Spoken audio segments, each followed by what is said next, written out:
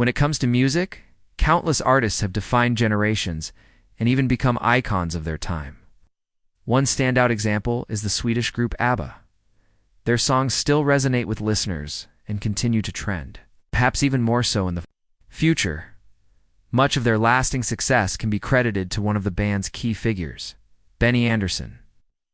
Recently, at 78 years old, the Swedish musician and composer confirmed what many have long suspected some individuals are simply born with: a gift for music, while others are lucky enough to develop it from a young age. In Benny Andersson's case, it was the latter. Born Göran Burrow Benny Andersson on December 16, 1946. To Lila and Gasta Andersson in Stockholm, Sweden, he was raised in a household where music played a central role. His father, a civil engineer, and his grandfather, Ephraim, were the most influential figures in his early musical life. He introduced him to music by playing the accordion during his childhood. At age 6, his father and grandfather gave him his own accordion, which opened the door to his musical journey. Thanks to his family, Andersson grew up surrounded by a variety of musical styles, particularly Swedish folk music, traditional tunes, and a popular European genre called Schlager, characterized by catchy instrumental arrangements paired with vocals.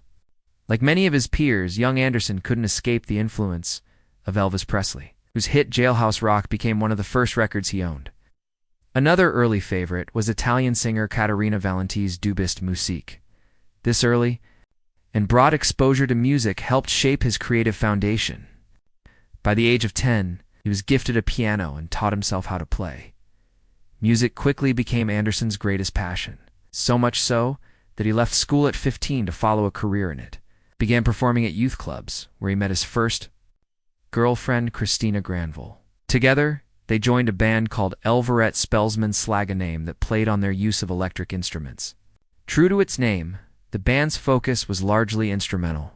It was here that Andersson began composing, including his first songs and the piece Baby Elephant Walk, intended for the 1962 rom-com Hatari. Although the track wasn't used in the film, it still made an impact, winning the Grammy for Best Instrumental Arrangement in 1963. By the early 1960s, Andersson's career was gaining traction. After his time with Elvaret Spelsman Slag, he joined the band Heapstars in 1964 as their keyboardist.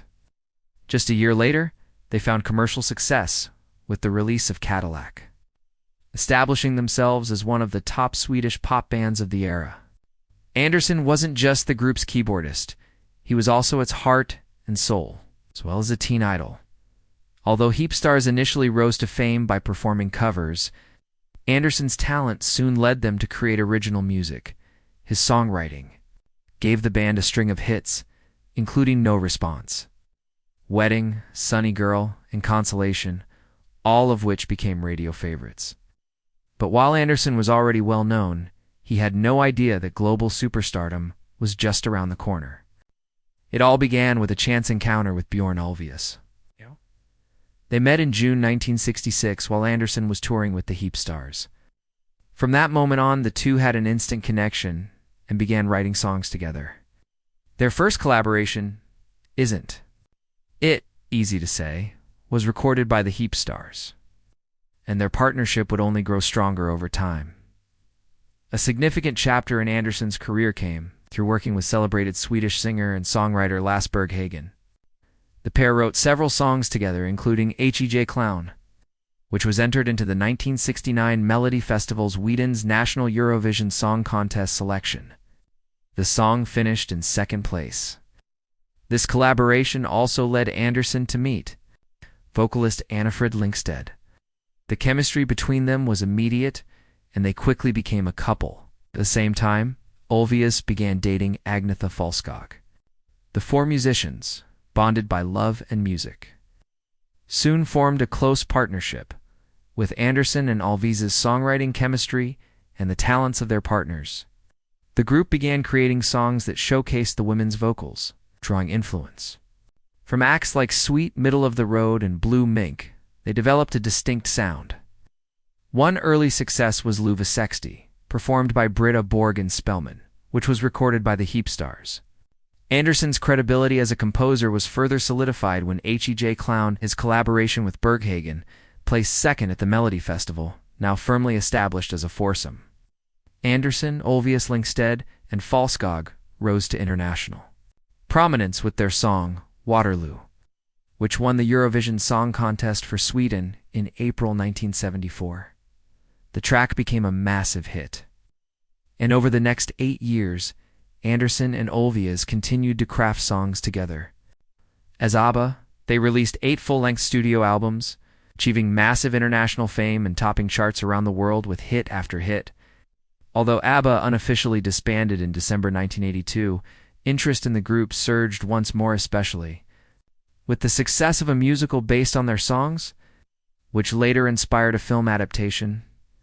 While many consider Andersson's peak to be during his time with ABBA, few realize that his accomplishments extend well beyond the band.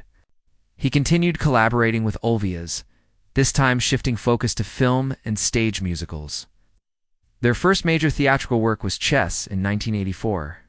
Andersson played a central role in its creation, with performers like Elaine Page, Murray Head, Barbara Dixon, Tommy Korberg, and Bjorn Skifs lending their voices. The production was a massive success, selling over 2 million copies worldwide. In the following year, Andersson released an album with Anders and Karen Glenmark, who performed under the name Gemini. Their second album featured the track Me Oh My, Mo, which became the theme song for the 1987 fantasy film Mio in the Land of Far Away. Andersson worked closely with Skifs on the album and also co-produced the film's music. Then in 1987, Andersson took a long-awaited step. He released his first solo album, Klinga Mina Klocker, meaning Chime My Bells. He composed the entire album himself and performed the accordion, accompanied by Orsa Spellman on fiddles. A second solo album followed in 1989, titled November. Beyond his personal projects, Andersson immersed himself in film scores and various musical ventures. In 1990, he composed music for the film Lassie, performed by the female cabaret group In Besk. That project set the stage for more work in similar genres, soon followed by compositions for Alka Mig and Dramaris. GV. All the tracks were featured in the 1993 English album Shapes, which contained 10 songs that Andersson and Ulvaeus had collaborated on. By the 1990s, Andersson became more involved in projects centered around traditional Swedish folk music. This was especially evident in the musical Kristina Fran de Vemkalla, inspired by the novel The Emigrants by Wilhelm Moberg. The production enjoyed a successful 5-year run and was later translated into an English-language version titled Kristina. Andersson also took part in a comedic video special during the 2004 Eurovision Song Contest semi-final. He had a cameo in our last video, a skit in which all 4 ABBA members took on theatrical roles. This marked their first time working together since the group's breakup, though Lyngstad's part was filmed separately. Despite that, the short scene held deep meaning for fans. The video, along with others, was eventually released on a separate Eurovision DVD. Seeing the band reunited after years was a dream fulfilled for many, especially since ABBA had firmly stated they wouldn't reunite. In fact, back in 2000, they reportedly turned down a $1 billion reunion offer. Although this story circulated widely, it turned out to be just a rumor. Ulvaeus clarified in a 2021 interview with The Guardian, saying, "Someone mentioned a sponsored tour 100 gigs, but it was never written down," he explained. Regardless, everyone knew it wasn't going to happen. The band wasn't enthusiastic about performing live again, and as Falskog once remarked, there's a fine line between a celebration and a nightmare. After ABBA's breakup, Andersson didn't stop making music. He channeled his creativity into other outlets, one being his band, Benny Andersson's Orchestra, BAO for short. The group includes 16 musicians, such as Tommy Korberg from Chess and stage actress Helen Sjöholm, who first worked with Andersson on Kristina Fran de Vemkalla. Ulvaeus also contributed as a writer for a few of the songs. The band has gained major success in Sweden, releasing 5 albums. It's filled with hits. One standout track, Du Kar Min Man, performed by Sjöholm, stayed on Sweden's Svensktoppen chart for an impressive 243 weeks in 2009, though Andersson and Ulvaeus no longer work together as part of ABBA. They've continued to write music for other performers, many under the ABBA banner. During the 90s, Andersson also produced one of his most acclaimed works, Mamma Mia, a musical built around 24 ABBA hits. The show was a global success, playing in countries like the UK, Canada, and the United States. The stage musical later inspired a movie adaptation of the same name, released on July 18, 2008, a year before the film premiered. Andersson worked on its soundtrack, which required re-recording the songs using musicians from ABBA's original studio sessions. The outcome was a phenomenal hit. The Mamma Mia movie went on to become the most successful musical film ever made and the best-selling DVD in UK history in 2013. Andersson and Ulvaeus teamed up with the late DJ and producer Avicii to create the official anthem for that year's Eurovision Song Contest. 2 years later, in September 2015, a new album made up mostly of Andersson's compositions was released. This album featured a choral arrangement and included the track Kleckens Tid, meaning the time of love, which was directed by choirmaster Gustav Skafist. Sadly, Estavist passed away before the album's release. Given Benny Andersson's deep and celebrated contributions to music, it's no surprise he has earned numerous prestigious awards. His collaboration with Ulvaeus on Mamma Mia earned them the Touring Broadway Award for Best Score. Andersson also won 4 Grammis Awards in Sweden, including the Special International Ivor Novello Award twice, the Music Export Prize, and the Lifetime Achievement Award from the Swedish Music Publishers Association. In 2007, he became a member of the Royal Swedish Academy of Music and was awarded an honorary doctorate from Stockholm University's Faculty of Humanities in 2008. Then, in 2010, he and former partner Annie Fred Lyngstad accepted a BBA's induction into the Rock and Roll Hall of Fame. During his acceptance speech, Andersson noted how European folk and Swedish soul influenced ABBA's musical identity.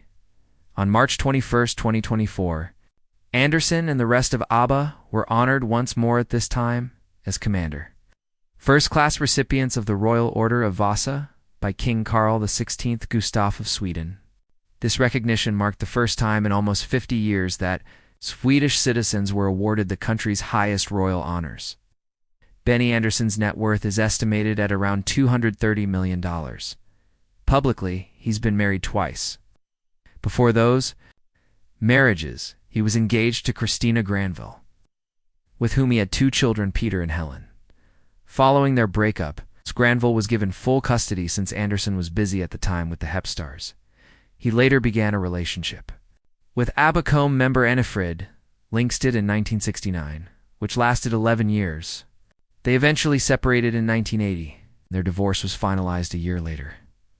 That same year, he married his second and current wife, Swedish television presenter Monan Turklet. They're still together today and have a son, Ludvig, who is now a producer on the ABBA Voyage project. ABBA Voyage is a futuristic concert experience featuring virtual avatars nicknamed TARS of the original ABBA members, accompanied by a live band in a 90-minute immersive show held in London's purpose-built ABBA Arena. While Andersson's public musical achievements are well known, details about his personal life remain private. What is known is that he's been a teetotaler since 2001. Having struggled with alcohol for most of his adult life, he kept his battles out of the spotlight until a 2011 interview with the Daily Telegraph, where he briefly opened up about it. 78. Benny Andersson continues to show he hasn't lost his touch. Just weeks ago, he reunited with former bandmate and ex-wife Annie Fred Lyngstad backstage at the 3rd anniversary of ABBA Voyage on May 27th. Together, they performed The Winner Takes It All for the first time in decades. For fans at the VIP after-party, they also treated the crowd to Super Trooper and Money, Money, Money, in addition to beloved classics. ABBA Voyage features 10 brand new tracks written by Andersson and Ulvaeus. They intentionally ignored modern pop trends to stay true to their signature sound. This creative risk paid off, with songs like I Still Have Faith in You and Don't Shut Me down becoming hits among both longtime fans and a younger audience. During their 2021 interview with The Guardian, Andersson and Olvia spoke about using avatars based on their younger selves. For some, seeing a digital version of their youth can be unsettling or bittersweet, but not for them. They've never been troubled by nostalgia. In fact, their only real worry is releasing an album that feels incomplete. Overall, Andersson shared that living in Sweden insulated them from pressure. "I think living in Sweden helped. Being Swedish helped. No fuss here," he told The Guardian. "People recognize us, they still do, but they never bothered us. No hysteria, nothing like that. It's cool. We've been able to work here." Fans of Andersson and ABBA, there's even more to look forward to. A new book titled The Story of ABBA, Melancholy Undercover by Jan Gradvall is set to be released soon. The author spent years interviewing all four members, promising readers fresh insights and untold stories. It also delves into details about each member's life before ABBA. Beyond the book, Andersson will also appear in a feature documentary titled Sue, which explores the legacy of Swedish music icon Sue Malmkvist. He will be joined by several other prominent figures in Sweden's creative scene as part of the tribute.